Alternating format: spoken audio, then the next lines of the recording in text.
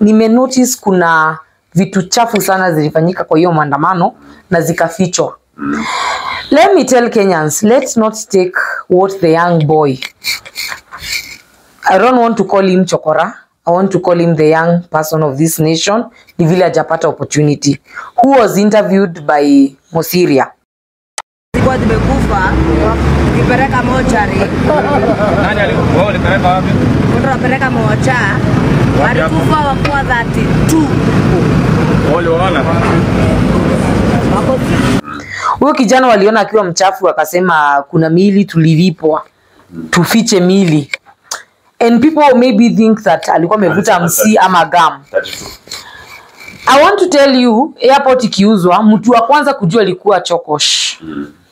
Mkiulizwa alijulia wapi, alipata information wapi, aliambiwa na nani, hamwezi sema. You cannot ignore them. And on other hand, huwezi sema pia ni ukweli because hauna any evidence ya kusema ni ukweli. But I want to tell the government, mwili ya mtu si ya kuku. Damu ya mtu ni kitu very powerful. Hata ufanye nini itatoka tu. Hata kama kuna sio kijana, somebody else atakuja na atoe. I remember in Kware, mtu alianza kusema tu anasikia hapa kukinuka fani. Unaona ni mwazimu anasema.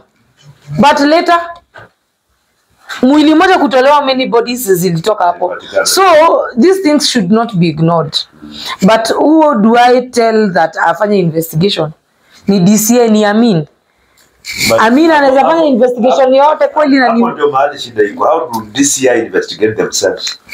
And then the worst thing, DCI wanasema they're independent.